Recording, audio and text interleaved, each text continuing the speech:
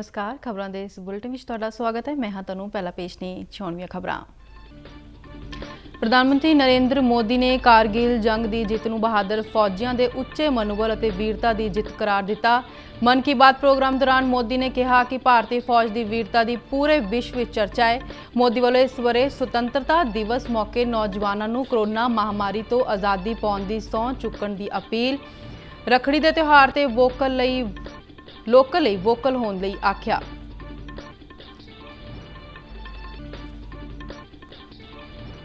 पंजाब भी ਵੱਖ-ਵੱਖ हिस्सों में विजय दिवस मनाया गया ते शहीद सैनिकों को श्रद्धांजलियां भेंट कीतियां गईयां। अमृतसर ते तरनताਰਨ ਜ਼ਿਲ੍ਹਿਆਂ ਦੇ रहने वाले कारगिल जंग के फौजी योद्धियां ने इस जंग का हिस्सा बनने ते माण महसूस करने की गल कही। कारगिल जंग के शहीद अजनाला वासी सैनिक प्रवीण कुमार के माता पिता का कहना है कि उन्होंने अपने पुत्र की शहादत ते माण है।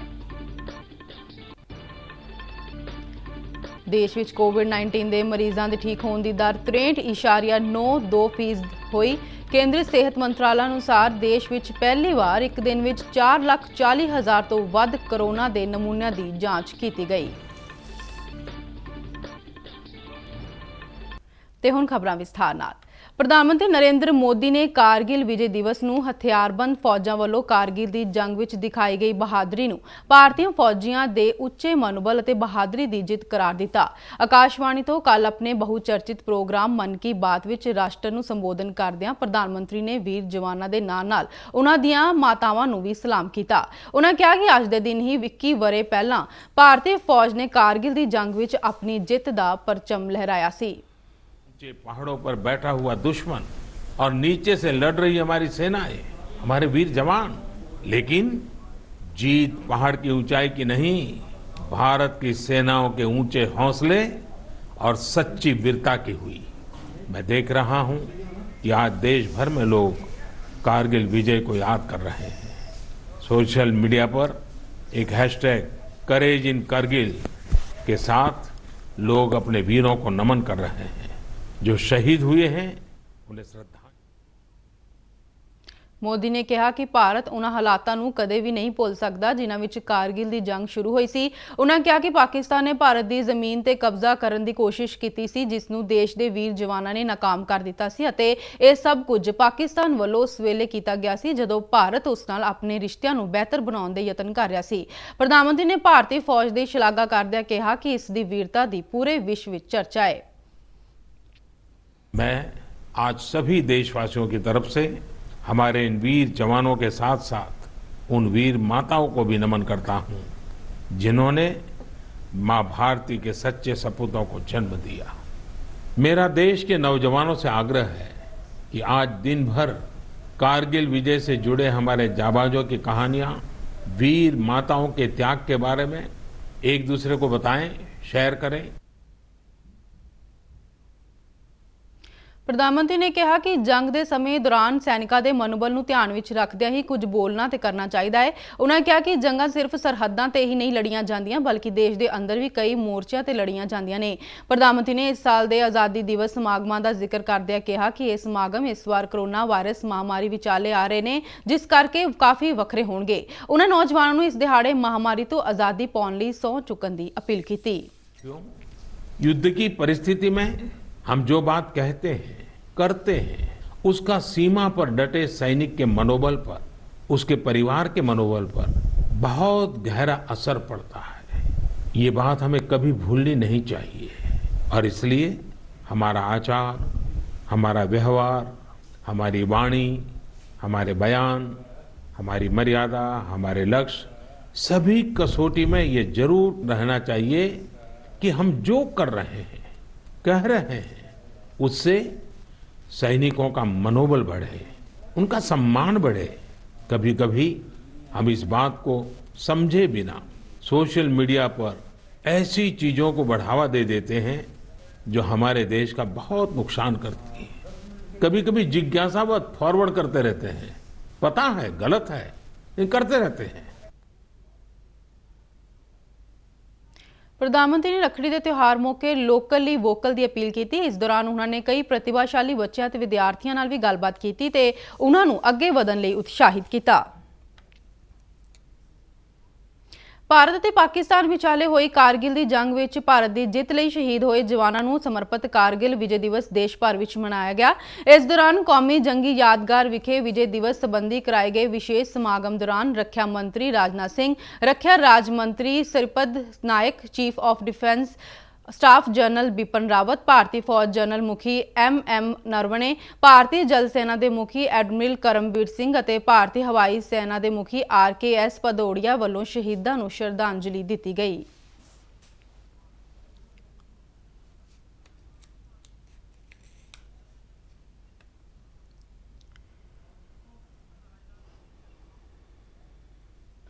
इस दौरान कारगिल विच दरास जंगी यादगार विखे general officer commanding lieutenant general Harinder Singh ने शहीद जवानों को शरधा के फुल भेंट किए। इस तो इलावा देश भर में होर कई थावां ते भी कारगिल विजय दिवस संबंधी समागम करवाए गए और शहीदों को श्रद्धांजलियां दित्तियां गईयां। साल 1999 विच पाकिस्तान नाल होई कारगिल जंग विच भारत के 527 बहादुर जवान शहीद होए सन ते इस जंग का अंत होया सी। कोरोना महामारी के चलदियां कारगिल विजय दिवस संबंधी कई समागम इस बार रद्द किए गए ने। कारगिल विजय दिवस ਦੇ 21 ਵਰੇ ਪੂਰੇ ਹੋ ਗਏ ਨੇ। ਇਸ ਮੌਕੇ ਰਾਸ਼ਟਰਪਤੀ ਰਾਮਨਾਥ ਕੋਵਿੰਦ ਨੇ ਸ਼ਹੀਦਾਂ ਨੂੰ ਸ਼ਰਧਾਂਜਲੀ ਦਿੰਦਿਆਂ ਕਿਹਾ ਕਿ ਦੇਸ਼ ਕਾਰਗਿਲ ਜੰਗ ਦੇ ਨਾਇਕਾਂ ਨੂੰ ਦੇਸ਼ ਦੀ ਰੱਖਿਆ ਅਤੇ ਪ੍ਰਭੂਸੱਤਾ ਲਈ ਕੀਤੀ ਕੁਰਬਾਨੀ ਲਈ ਯਾਦ ਕਰ ਰਿਹਾ ਹੈ। ਉਹਨਾਂ ਨੇ ਕਿਹਾ ਕਿ ਰਾਸ਼ਟਰ ਹਮੇਸ਼ਾ ਉਹਨਾਂ ਦੇ ਦੇਸ਼ ਭਗਤੀ ਦੇ ਜਜ਼ਬੇ ਅਤੇ ਕੁਰਬਾਨੀ ਨੂੰ ਯਾਦ ਰੱਖੇਗਾ। ਉਪ ਰਾਸ਼ਟਰਪਤੀ ਐਮ ਵੈਂਕਈਆ ਨਾਇਡੂ ਨੇ ਵੀ ਕਾਰਗਿਲ ਵਿਜੇ ਦਿਵਸ ਮੌਕੇ ਸ਼ਹੀਦਾਂ ਨੂੰ ਸ਼ਰਧਾਂਜਲੀ ਭੇਟ ਕੀਤੀ। ਉਹਨਾਂ ਨੇ ਕਿਹਾ ਕਿ ਰਾਸ਼ਟਰ ਹਮੇਸ਼ਾ ਉਹਨਾਂ ਜਵਾਨਾਂ ਦੀ ਸ਼ਹਾਦਤ ਨੂੰ ਯਾਦ ਰੱਖੇਗਾ ਜਿਨ੍ਹਾਂ ਨੇ ਦੇਸ਼ ਦੀ ਏਕਤਾ ਅਤੇ ਅਖੰਡਤਾ ਨੂੰ ਬਣਾਈ ਰੱਖਣ ਲਈ ਜਾਨਾਂ कुर्बान कीतियां ने। विजय दिवस मौके रक्षा मंत्री राजनाथ सिंह ने भी श्रद्धांजलियां भेंट कीतियां। हम एक जिम्मेदार राष्ट्र हैं। राष्ट्रीय सुरक्षा के दायरे में हम जो कुछ भी करते हैं वह हमेशा आत्मरक्षा के लिए करते हैं, आक्रमण के लिए नहीं है। और अगर दुश्मन देश में कभी हमारे ऊपर आक्रमण किया तो हमने यह भी साबित कर दिया कि कारगिल की तरह हम उसे मुंहतोड़ जवाब भी देंगे। कारगिल जंग विच भारतीय फौज ने पाकिस्तान ਨੂੰ ਮੂੰਹ ਤੋੜ ਜਵਾਬ ਦਿੱਤਾ ਅਤੇ ਦੁਸ਼ਮਣ ਨੂੰ ਨਕਾਰੀ ਹਾਰ ਦਾ ਸਾਹਮਣਾ ਕਰਨਾ ਪਿਆ। ਪੰਜਾਬ ਵਿੱਚ ਭਾਰੀ ਗਿਣਤੀ ਵਿੱਚ ਫੌਜੀ ਸੂਰਬੀਰ ਨੇ ਜਿਨ੍ਹਾਂ ਕਾਰਗਿਲ ਦੀ ਇਹ ਜੰਗ ਲੜੀ। ਸਾਡੇ ਬਹਾਦਰ ਫੌਜੀ ਅੱਜ ਵੀ ਉਸ ਵੇਲੇ ਦੀਆਂ ਯਾਦ ਤਾਜ਼ਾ ਕਰਦੇ ਦੇਸ਼ ਵਾਸਤੇ ਇਹ ਜੰਗ ਜਿੱਤਣ ਤੇ ਮਾਣ ਮਹਿਸੂਸ ਕਰਦੇ ਨੇ। ਤਰਨਤਾਰਨ ਦੇ ਨਜ਼ਦੀਕੀ ਪਿੰਡ ਸਫੀਪੁਰ ਦੇ ਰਹਿਣ ਵਾਲੇ ਰਿਟਾਇਰ ਸੂਬੇਦਾਰ ਗੁਰਮੇਜ ਸਿੰਘ ਦੱਸਦੇ ਨੇ ਕਿ ਕਿਵੇਂ 8 ਸਿੱਖ ਰੈਜੀਮੈਂਟ ਦੇ ਬਹਾਦਰ ਸੈਨਿਕਾਂ ਨੇ ਦੁਸ਼ਮਣ ਦੇ ਦੰਦ ਖੱਟੇ ਕੀਤੇ। 21 ਸਾਲ ਪਹਿਲਾਂ ਹੋਈ ਲੜਾਈ ਦੇ ਹਰ ਪਲ ਨੂੰ ਸਾਂਝਾ ਕਰਦਿਆਂ ਉਹਨਾਂ ਦੱਸਿਆ ਕਿ ਕਿਵੇਂ ਦੁਸ਼ਮਣ ਉੱਚੇ ਸਥਾਨ ਤੇ ਹੋਣ ਕਰਕੇ ਭਾਰਤੀ ਫੌਜ ਨੂੰ ਭਾਰੀ ਹਮਲੇ ਦਾ ਸਾਹਮਣਾ ਕਰਨਾ ਪਿਆ ਤੇ ਉਹਨਾਂ ਦੀਆਂ ਅੱਖਾਂ ਦੇ ਸਾਹਮਣੇ ਅਫਸਰ ਅਤੇ ਫੌਜੀ ਸਾਥੀ ਸ਼ਹਾਦਤ ਨੂੰ ਪ੍ਰਾਪਤ ਹੋਏ। ਉਹਨਾਂ ਕਿਹਾ ਕਿ ਉਸ ਵੇਲੇ ਉਹਨਾਂ ਸਭ ਦਾ ਇੱਕ ਜਜ਼ਬਾ ਸੀ ਕਿ ਦੇਸ਼ ਲਈ ਮਰ ਮਿਟਣਾ ਹੈ ਅਤੇ ਦੁਸ਼ਮਣ ਨੂੰ ਭਾਰਤੀ ਜ਼ਮੀਨ ਤੇ 1 ਇੰਚ ਹਿੱਸੇ ਤੇ ਵੀ ਨਹੀਂ ਰਹਿਣ ਦੇਣਾ। ਉਹ ਬੜੇ ਮਾਣ ਨਾਲ ਟਾਈਗਰ ਹਿੱਲ ਤੇ ਭਾਰਤੀ ਝੰਡਾ ਲਹਿਰਾਉਣ ਦਾ ਜ਼ਿਕਰ ਕਰਦਿਆਂ ਕਹਿੰਦੇ ਨੇ ਕਿ ਇਹ ਉਹਨਾਂ ਦਾ ਸੁਭਾਅ ਸੀ। ਮੇਰੀ ਬਟਾਲੀਅਨ ਨੂੰ कारगिल ऑपरेशन विजय के बारे आर्डर मिला। बटालीयन डिस्ट्रिक्ट कारगिल की एक सब तहसील है पंद्रास, जिथे टाइगर हिल नां की चोटी है, उस जगह पर टाइगर हिल नूं फतेह करने का टास्क मिला।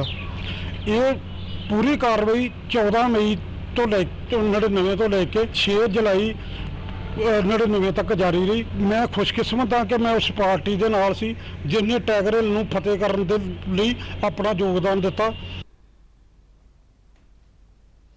कारगिल जंग ਦੇ ਇੱਕ ਹੋਰ ਯੋਧੇ ਸੈਨਿਕ ਸੁਖਬੀਰ ਸਿੰਘ ਵੀ ਜੰਗ ਦੀਆਂ ਯਾਦਾਂ ਤਾਜ਼ੀਆਂ ਕਰਦੇ ਨੇ। ਉਹ ਵੀ 8 ਸਿੱਖ ਰੈਜੀਮੈਂਟ ਵਿੱਚ ਤਾਇਨਾਤ ਸਨ ਜਿਨ੍ਹਾਂ ਨੂੰ ਕਾਰਗਿਲ ਯੁੱਧ ਦਾ ਹਿੱਸਾ ਬਣਨ ਦਾ ਸੁਭਾਗ ਪ੍ਰਾਪਤ ਹੋਇਆ।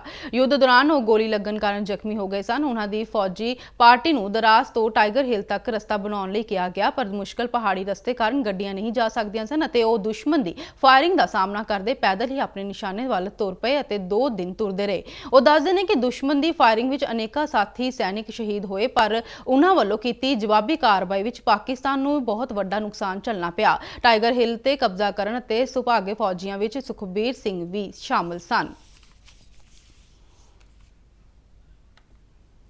ਤੇ ਉਹ ਕੀ ਹੋਇਆ ਕਿ ਅਚਾਨਕ ਜਿਹੜਾ ਵਾ 6:30 ਵਜੇ ਸਾਡੇ ਤੇ ਬਹੁਤ ਜ਼ਿਆਦਾ ਫਾਇਰ ਆ ਜਾਂਦਾ ਟਾਈਗਰ ਹਿੱਲ ਤੋਂ ਤੇ ਸਮਾਲ ਆਰਮ ਦਾ ਫਾਇਰ ਆ ਜਾਂਦਾ। ਉਹਦੇ ਵਿੱਚ ਸਾਡੇ ਜਿਹੜੇ ਆ ਉਹ ਤਕਰੀਬਨ ਫਿਰ ਅਸੀਂ ਜਿਹੜਾ ਵਾ ਉਹਨਾਂ ਦੇ ਜਦੋਂ ਅਸੀਂ ਕਰਦੇ ਆ ਫਾਇਰ ਅਗਲੇ ਬੰਨਿਓ ਤੇ ਜਵਾਬੀ ਕਾਰਵਾਈ ਦੇ ਵਿੱਚ ਥੋੜੇ ਬੰਦੇ ਉਹਨਾਂ ਦੇ ਵੀ ਵਿੱਚੋਂ ਮਰਦੇ ਆ ਤੇ ਕੁਛ ਇੱਕ ਬੰਦੇ ਸਾਡੇ 4 ਬੰਦੇ ਸ਼ਹੀਦ ਹੋ ਜਾਂਦੇ ਆ ਉੱਥੇ ਤੇ ਤਕਰੀਬਨ 12 ਕੁ ਬੰਦੇ ਜ਼ਖਮੀ ਹੋ ਗਏ। ਤੇ ਉਹਨਾਂ ਨੇ ਫਿਰ ਕੀ ਹੋਇਆ ਜੀ, ਸਾਨੂੰ ਤੇ ਪਿੱਛੇ ਲੈ ਆਏ, ਪਰ ਸਾਡੇ ਜਿਹੜਾ ਹੈਗਾ ਸਾਡੇ ਉਹ ਜਿਹੜਾ ਉਹਨਾਂ ਨੇ ਜਿਹੜਾ ਬਾਹਰ ਛੱਡਿਆ, ਉਹਨਾਂ ਦੇ ਉੱਤੇ ਸਾਡੀ ਰੈਜੀਮੈਂਟ ਉਦੋਂ ਕਾਮਯਾਬ ਹੋ ਗਈ। ਤੇ ਕਾਰਗਿਲ ਜੰਗ ਦੀ 21ਵੀਂ ਵਰ੍ਹੇਗੰਢ ਮੌਕੇ ਦੇਸ਼ ਵਾਸੀਆਂ ਵੱਲੋਂ ਆਪਣੇ ਸੈਨਿਕਾਂ ਦੀ ਬਹਾਦਰੀ ਨੂੰ ਚੇਤੇ ਕਰਦਿਆਂ ਜੰਗ ਦੌਰਾਨ ਸ਼ਹੀਦ ਹੋਏ ਸੈਨਿਕਾਂ ਨੂੰ ਸ਼ਰਧਾਂਜਲੀਆਂ ਭੇਂਟ ਕੀਤੀਆਂ। ਇਹ ਦੇਸ਼ ਇਨ੍ਹਾਂ ਵੀਰ ਸੈਨਿਕਾਂ ਤੋਂ ਇਲਾਵਾ ਇਨ੍ਹਾਂ ਦੀਆਂ ਵੀਰ ਮਾਤਾਵਾਂ ਨੂੰ ਵੀ ਸਿਰ ਝੁਕਾਉਂਦਾ ਹੈ। ਅਜਨਾਲਾ ਦੇ ਰਹਿਣ ਵਾਲੇ ਸੈਨਿਕ ਪ੍ਰਵੀਨ ਕੁਮਾਰ ਕਾਰਗਿਲ ਜੰਗ ਵਿੱਚ ਸ਼ਹੀਦ ਹੋ ਗਏ ਸਨ ਅਤੇ ਉਨ੍ਹਾਂ ਦੇ ਮਾਤਾ-ਪਿਤਾ ਹਰ ਵਰ੍ਹੇ ਆਪਣੇ ਪੁੱਤ ਦੀ ਯਾਦਗਾਰ ਤੇ ਆ ਕੇ ਉਸ ਨੂੰ ਸ਼ਰਧਾਂਜਲੀਆਂ ਦਿੰਦੇ ਨੇ। ਸ਼ਹੀਦ ਦੀ ਮਾਤਾ ਸੁਮਿਤਰਾ ਦੇਵੀ ਅਤੇ ਪਿਤਾ ਵੇਦ ਪ੍ਰਕਾਸ਼ ਦਾ ਕਹਿਣਾ ਹੈ ਕਿ ਉਨ੍ਹਾਂ ਨੂੰ ਆਪਣੇ ਪੁੱਤ ਦੀ ਸ਼ਹਾਦਤ ਤੇ ਫਖਰ ਹੈ। ਪ੍ਰਸਾਰ ਭਾਰਤੀ ਨਾਲ ਗੱਲਬਾਤ ਕਰਦਿਆਂ ਉਨ੍ਹਾਂ ਕਿਹਾ ਕਿ ਇਸ ਦੁਨੀਆ ਤੋਂ ਸਭ ਨੇ ਚਲੇ ਜਾਣਾ ਹੈ, ਪਰ ਜੇਕਰ ਕੋਈ ਸ਼ਹੀਦ ਦੀ ਮੌਤ ਮਰਦਾ ਹੈ ਤਾਂ ਉਹ ਫਖਰ ਵਾਲੀ ਗੱਲ ਹੁੰਦੀ ਹੈ। ਦੀ ਸ਼ਹਾਦਤ ਤੇ ਬਹੁਤ ਮਾਣ ਆ, ਕਿਉਂਕਿ ਉਹ ਦੇਸ਼ ਦੀ ਖਾਤਰ ਇੱਥੋਂ ਚਲਾ ਗਿਆ। ਸਾਡੇ ਨੌ ਜੋ ਆ ਦੇਸ਼ ਦੀ ਸੇਵਾ ਦੇ ਵਿੱਚ ਲੱਗੇ ਸਨ। ਸਭ ਤੋਂ ਵੱਡਾ ਰਮੇਸ਼ ਕੁਮਾਰ ਸੀ, ਜੋ ਝਾਂਸੀ ਬ੍ਰਿਗੇਡ 'ਚ ਟੈਂਕ ਡਰਾਈਵਰ ਸੀਗਾ। ਨੰਬਰ 2 ਬਲਦੇਵ ਰਾਜ ਜੋ ਆ ASC 'ਚ ਸੀਗਾ। ਨੰਬਰ 3 ਮੈਂ ਵੇਦ ਪ੍ਰਕਾਸ਼ BSF ਸੀਗਾ। ਨੰਬਰ 4 ਮਨੋਹਰ ਲਾਲ ਜੋ ਹੈ BSF 'ਚ ਸੀਗਾ।